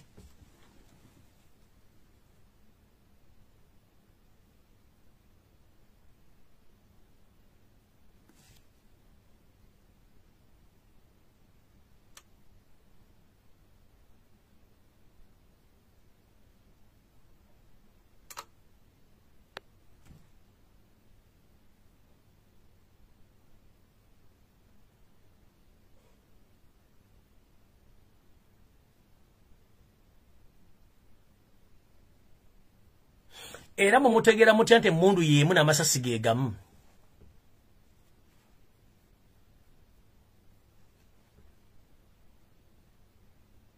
Kyekibuuzo. Mutegera mutya nti emmundu y'emu n'amasasi ge gamu. Agabadde gazze gatta abantu abo mu mmundu eyo.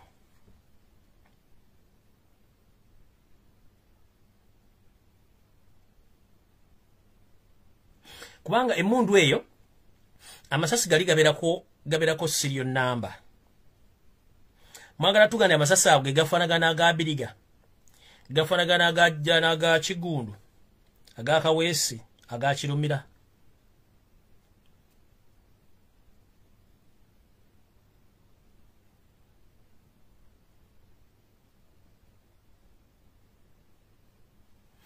Era mutugamba nti ADF eri mu Kampala, mutugamba nti ate n'ekirala mutubalemu ku magezi. Kamera zonna mwalagira baziggyeko mu radius ya kilometers 2. Era tewali footage alaga. Mwagala tugamba nti era kamera kwa olunaku zaali tezikola. So, ebyo byange sijja kuyomba nammwe kujja kubategeeza nti ekibozibozi ekibadde kitambula ku social media ekya propaganda ati Kyagulanyi afunye ssente ekyo kikyamu. Ekyabano bazza mu masomero ekiri gye muli abazadde mwandibadde muli kuuma ssente zammwe. Ekyebintu ebijja bingi nnyo mubyetegekere.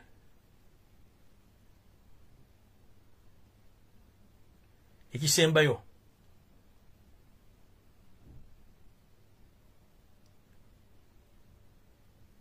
ekya cabinet kibateeka nnyo mu excitement mubeera abwe muto mugitunule butunuulizi.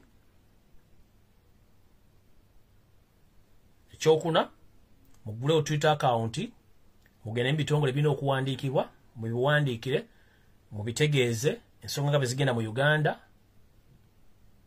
sobole okuba nga tufunako ko omwaganya. Kubanga ne ba parliament saazi muli mu kusanyuka mwalondibwa nti mwenda senu zigenda basasula. Bakansala kye kimu. Ne ba minisita bennyini abalondeddwa tewali nsimbi zigenda basasula teziriiwo. Kitegeeza ki? Mwina okudde ku drawing board. Drawing board yerwa. Kati muna Uganda nga mmaliriza. Bw'obanga obadde oddukanya business. Business mu kaseera kano sooka ogireke. Akasente koolinawo sooka oddeke wammwe okalimemu emmere. Kubanga emmere kintu kikulu nnyo byonna. Musooke mwesonyiwako eryeza. Ekyokuzza abaana mu masomero mukisooke mukireke. Sente zammwe muzisevinge. N'abalina looni mu banka muzisavisinge mugye ebintu byammwe ng'obudde bukyali. Ekyokutambula ekiro n'okuzunga okunywa omwenge musooke muve ku mwenge. Ekyokusatu. Bw'omanyi nti oli musajja Muganda, muwala Muganda ng'olina gy'oli. Nkugamba nti embulire tefa yonna ate jansi teribuuka na nzige. Manya obunaku bwo ate mwebereremu. Ne bannayuganda mwenna gye muli mukimanyi nti Uganda bakwatako. Naye njagala mubeere begendereza nnyo. Abambere bakalaba ng'obwana bw'omusota. Bwe bakava mu kisuku kalumirawo. Emboozi ezisinga obungi nzoogedde ku social media kuno era mbibabuulidde. Sina nnyo bingi bye ngenda bagamba okujja nga nze ne security labs ne information endala. Mwegendereza nnyo.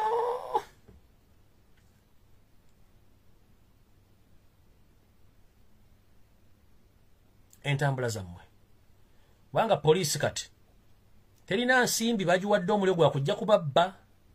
Ekiro bamala bakwala babakwata mu nsolo bajja mu ssente. So mwegendereza nnyo. Sina bingi bye ngenda bagamba.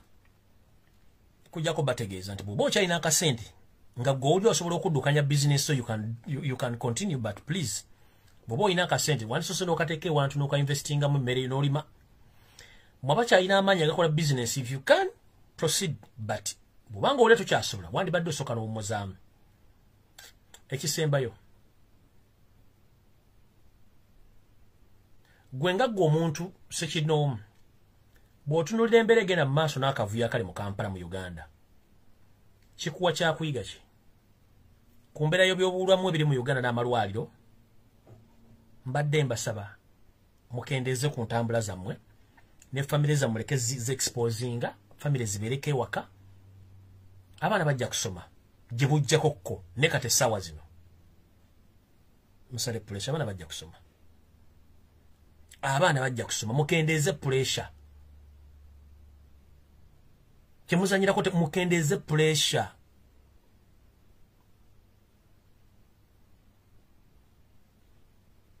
mukawa 13 mpeera tusinkana na kolala ndoze ncha tomorrow the Thursday Friday waliyo on online demonstration okay encha kanzije tukole program open roof discussion nga yamwe sigenda kuteesa kuba ko Friday sigenda ku coachpayinga social media president n'abantu bagenda kubera ku online demonstration ku Friday kati encha kanzije mba open roof discussion nga mweke nyini mu muteesa zigenda kubera open discussion nga yamwe mugenda kuba masimu nga mogera ku nsonga ezenja but provided towemula tovuma just articulate issues and explain chemba sabate muwemula temuvumula ku lwencha egenda kubera open discussion yamwe strict yamwe bana Uganda buli omujja lojja kuba essimu ngenda gitekako essimu gyentekako gye mukubako je Saturday ko temugikubako muli mu nsumo n'osinzira okuba newo oli akulika atesaba mbitokuba mukitegedde bulungi encha ngenda kuba letera open discussion ngenda kubera open roof mweche mwemale goga mwogere ensonga zammwe ona kurencha kuba ku Friday sigenda kukola wajja kuberayo online demonstration so tujijumbire nnyo nencha egenda kubera open discussion ngabe nabasuubiza bwana bafunye information njagigattako ne as tomorrow tugenda kubera open discussion ndoza mukitegedde bulungi so mukama ba 13 mpeera please bring to that guy koja brought the so doza kyekyo bannange encha buli omu yetegeke wagala obwongo bwo